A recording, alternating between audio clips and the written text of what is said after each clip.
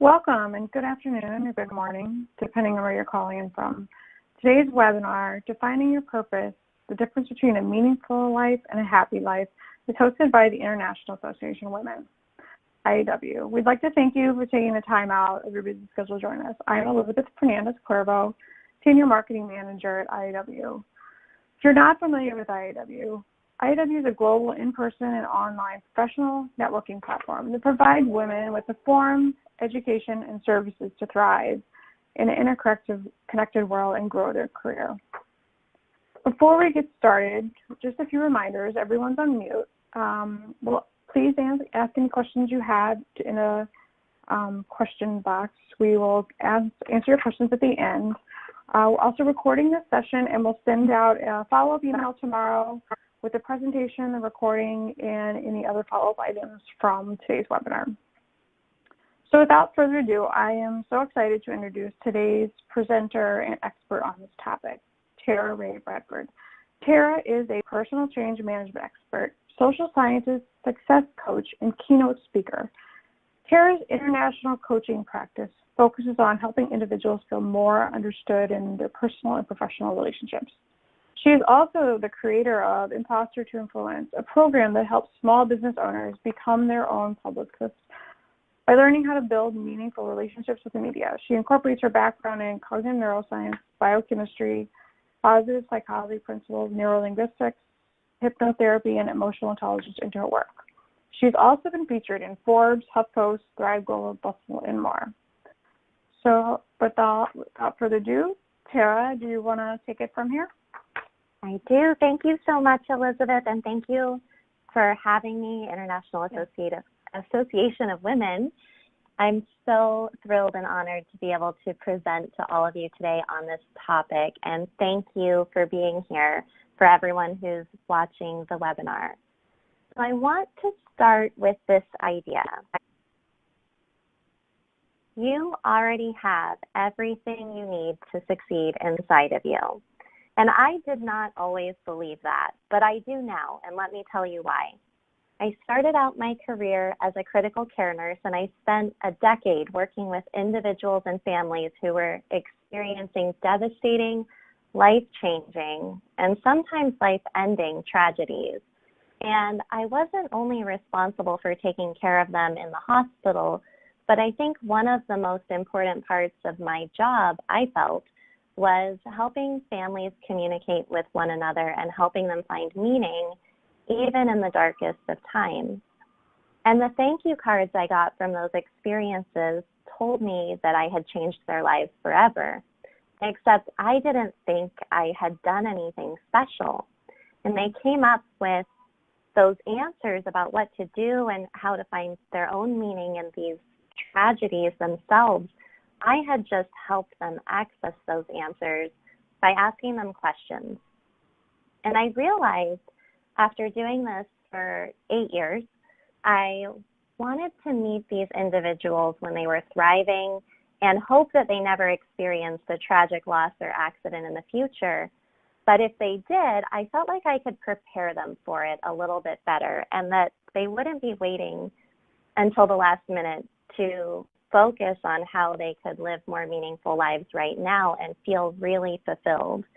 And that was how I began my coaching practice. So now I help professionals and business owners start seeing themselves the way the rest of the world already sees them so they can start living their purpose through their work and through how they communicate with people in their relationships.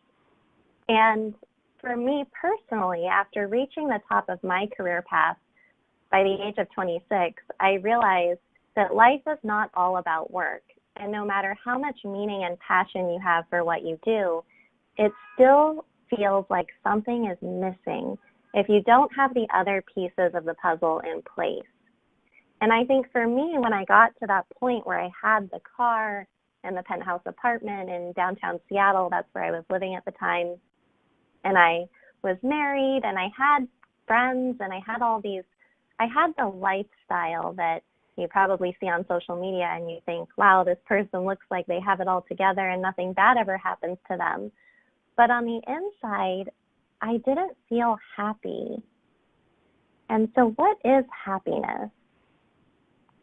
The definition of happiness is that it's the positive emotions that we have in regards to the pleasurable activities we take part in throughout our daily lives.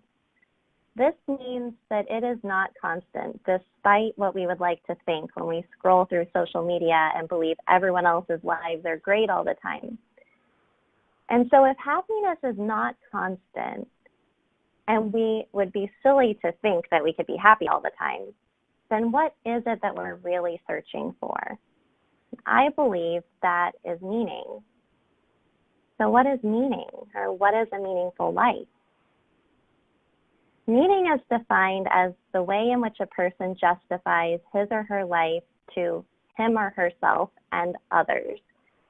And so in Emily Esfahani Smith's book, The Power of Meaning, she describes 4 pillars of meaning. And those 4 pillars that she describes are belonging, purpose, transcendence, and storytelling. And so I'm going to dive into those in a little bit more detail and tell you exactly what I think she meant by those 4 pillars. So first we'll look at belonging. We achieve a feeling of belonging through our relationships, through love, and through community. And these relationships don't have to be romantic relationships. It could be an interaction that you have with someone just walking down the street. I remember one morning when I was walking to work, back when I still worked as a nurse, I came around a corner and I saw the sun coming up in between the buildings, and I live in New York City now. And it was the most beautiful sight to see, and I stopped to take it in. And it was 5:45 in the morning, so there were not a lot of people out. But a woman came around the corner who I had never met before, and she stopped next to me and she smiled. And she looked at me and said, "It's magnificent, isn't it?" And then she apologized. She said, "I'm sorry, I know I don't know you, but I just had to share that experience with someone." I think we are more connected than ever in this day and age through social media and the internet, and yet the rates of loneliness are at a 30-year high. And some research studies actually show that the reported rates of loneliness are higher in millennials than they are in the elderly, which is a statistic that has not been published previously about younger generations in the past.